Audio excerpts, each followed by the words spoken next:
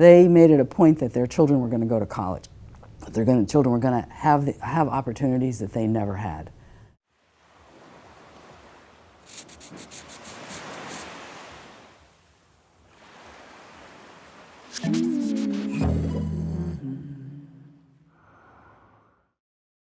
My name is Susan O'Connor.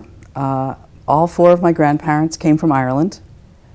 Three of them came from the Dingle Peninsula in Ireland, which is the westernmost part. It was one of the parts that preserved the Irish language.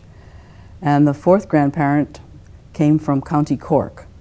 All of them came to the United States between 1901 and 1913. One of my grandfathers was educated, and he was supposed to become a priest. Well, that fell apart.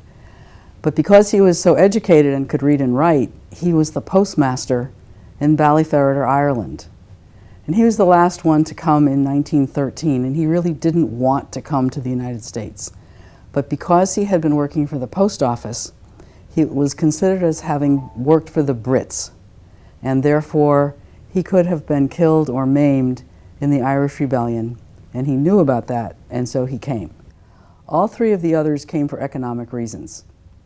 They were the middle children of large families, and my grandfather was not going to inherit the land, and there wasn't a lot of prospects for the women. And so coming to the United States was their really only option.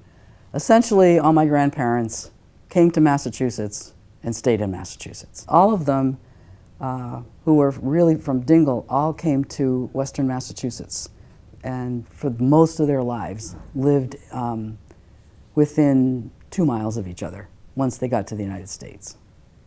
This is the family of my grandfather, Patrick O'Connor, and his wife, Catherine Josephine Manning, and their 4 sons, and it was taken on their 25th wedding anniversary in Springfield, Massachusetts. This is Catherine Josephine Manning, taken about 1905, and all I can say is that her red hair definitely got passed down to everybody, and she was one hot ticket.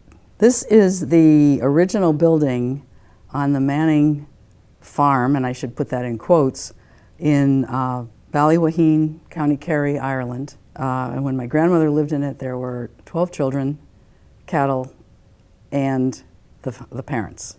And they kept the cattle there for warmth in the wintertime, as well as to protect the cattle from being taken away from them. Previously, I showed you a picture of the 25th wedding anniversary of my grandfather O'Connor and his wife Catherine.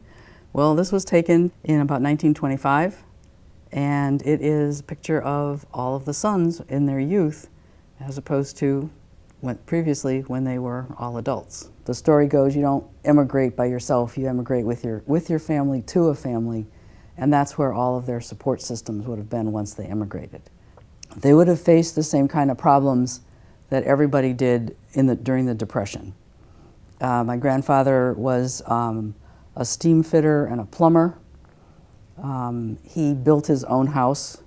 In the 1920s, early 1920s is when he built his house.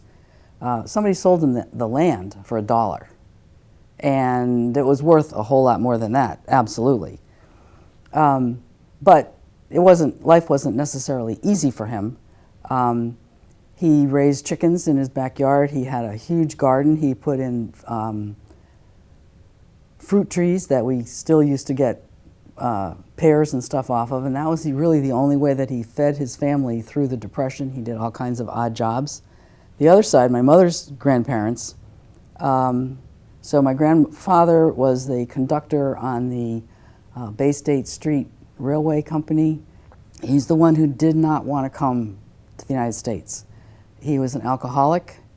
He bounced from job to job, and in many instances, the only reason that he still kept his job was because there was a very sympathetic supervisor and the tire manufacturing company that he worked in. And that was a pretty dirty job.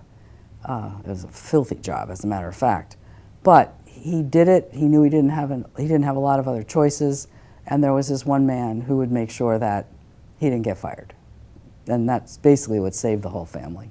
My 3 grandparents who were from Dingle all spoke both Irish and English, but they were so insistent that their children become assimilated, that the only time that they spoke it was when they wanted to say something that they didn't want the kids to understand.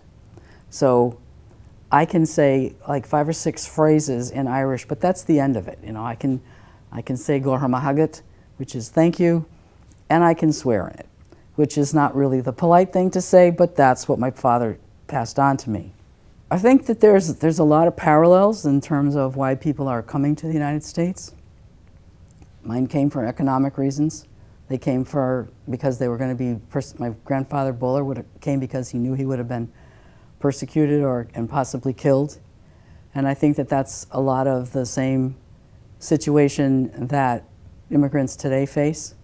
I think my grandparents had an easier time of it than people who are currently coming to the United States. In some instances, there was an expectation of forgetting what was left behind, because none of my grandparents went back to Ireland. It was way too difficult for them to have to go back, say goodbye again to their families, and then realize how much better they had it than the people who were left.